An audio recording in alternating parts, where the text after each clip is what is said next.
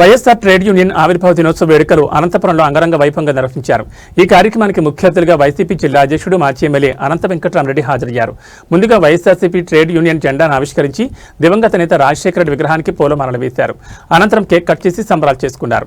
ఈ సందర్భంగా మాజీ ఎమ్మెల్యే అనంత వెంకటరామరెడ్డి మాట్లాడుతూ కార్మికుల సమస్యలను పట్టించుకోవడంలో ప్రభుత్వం నిర్లక్ష్యంగా వ్యవహరిస్తుందన్నారు. 2019లో కార్మికులకు 3,000 నుంచి 10,000 రూపాయల గౌరవ వేతనం పెంచారని, అది జగన్మోహన్ రెడ్డి గొప్పతనమని కొనియాడారు. ఈ కార్యక్రమంలో జిల్లా ట్రేడ్ యూనియన్ అధ్యక్షులు బోబిరెడ్డి, వైసీపీ నేతలు పాల్గొన్నారు.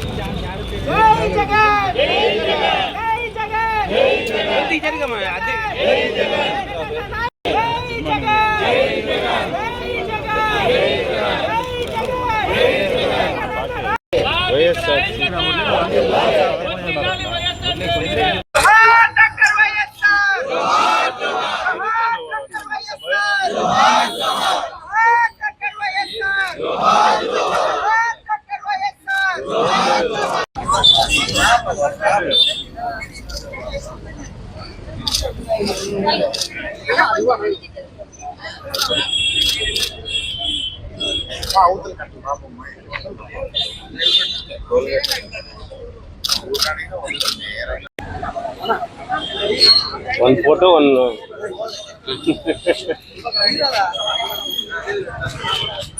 వైఎస్ఆర్ కాంగ్రెస్ పార్టీ అనుబంధ సంస్థ అయిన వైఎస్ఆర్ ట్రేడ్ యూనియన్ యొక్క ఆవిర్భావ దినోత్సవం సందర్భంగా అందరికీ కూడా, కార్మికులందరికీ కూడా శుభాకాంక్షలు కూడా తెలియజేస్తున్నాను. వైఎస్ఆర్ కాంగ్రెస్ పార్టీ పేరులోనే ఎస్ అంటే శ్రామిక, యువజన శ్రామిక కాంగ్రెస్ పార్టీ అని చెప్పేసి అని కూడా పేరులోనే శ్రామికాన్ని కూడా యువజనులకు శ్రామికులకు కూడా అర్థం వచ్చేటట్లు వారి ప్రతిబింబంగా కూడా దాంట్లో కూడా పేరులో కూడా పెట్టుకున్నారు. ఇంతేకాకుండా వైఎస్ఆర్ కాంగ్రెస్ పార్టీ ఆవిర్భావం నుంచి కూడా కార్మికుల యొక్క కష్టాల్లో అవన్నీ కూడా తెలుసుకొని వారి పక్షాన్ని కూడా నిలబడి కూడా ప్రతిపక్ష పార్టీగా ఆ రోజు 14 నుంచి, ఈ రాష్ట్రం విడిపోయిన తర్వాత 14 నుంచి 19 వరకు కూడా వారి తరపున కూడా పోరాడాం. వారి సమస్యలను పరిష్కరించాలని చెప్పేసి కేంద్ర రాష్ట్ర ప్రభుత్వాలపైన కూడా జగన్మోహన్ రెడ్డి గారి నాయకత్వంలో కూడా అనేకమైన ఒత్తిడి కూడా తీసుకొని వచ్చాం. 2019లో జగన్మోహన్ రెడ్డి గారు ముఖ్యమంత్రి అయిన తర్వాత కూడా ముఖ్యంగా కార్మికుల యొక్క సమస్యలు తీసుకోవాలని మొట్టమొదటిగానే వారి యొక్క ఆశా వర్కర్లకి కేవలం 3,000 మాత్రమే ఉండే జీతాన్ని ఒకే మారు కూడా 300% కూడా పెంచి 10,000 రూపాయలు కూడా చేయడం కూడా జరిగింది.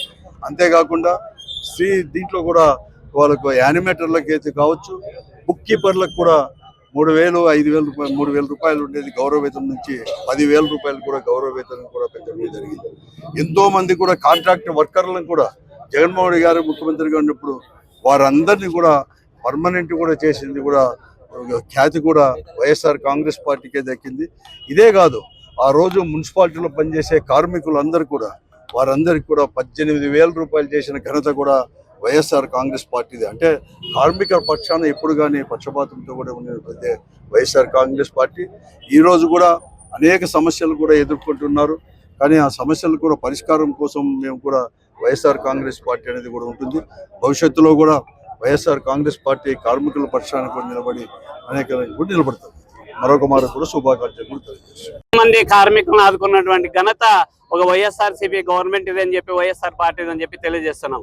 మరి భారతదేశంలో ఏ ముఖ్యమంత్రి కూడా చేయని విధంగా మహాత్మా గాంధీ కలలు కన్న గ్రామ స్వరాజ్యాన్ని తెచ్చినటువంటి ఘనత ఒక వైఎస్ఆర్సీపీ పార్టీది అని చెప్పి తెలియజేస్తున్నాం.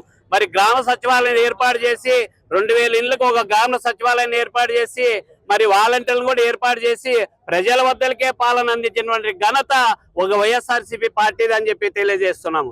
ఈ రోజు మరి అవన్నీ కాకోకుండా మరి ఆశా వర్కర్లకైతేనేమి, పారిశుద్ధ కార్మికులకైతేనేమి సమాన పనికి సమాన వేతనం ఇచ్చి వాళ్ళ కుటుంబాలు వెలుగు నింపించిన ఘనత ఒక వైఎస్ఆర్సీపీ గవర్నమెంట్ ఇదని చెప్పి, వైఎస్ఆర్సీపీ పార్టీ తెలియజేస్తున్నాము. అంతేకాదు, ఈ రోజు ఎన్డీఏ కూటమి అధికారంలోకి వచ్చిన తర్వాత కార్మికులకు వ్యతిరేకంగా 4 లేబర్ కోర్టులను తీసుకొచ్చి ఈ రోజు వాళ్ళని కడుపును కొట్టిన ఘనత ఒక తెలుగుదేశం గవర్నమెంట్ అని చెప్పి తెలియజేస్తున్నాము. ఈ రోజు నిన్నెలా మనం చూస్తున్నాం, గవర్నమెంట్ ఆసుపత్రిలో పనిచేస్తున్నటువంటి కార్మికుల్ని 50 ఏళ్ళకే వాళ్ళని తీసేస్తున్నారంట. అంటే చంద్రబాబు నాయుడు ముఖ్యమంత్రిగా 73 ఏళ్ళు ఉన్నాయి కూడా ఆయన ముఖ్యమంత్రిగా కొనసాగించవచ్చు.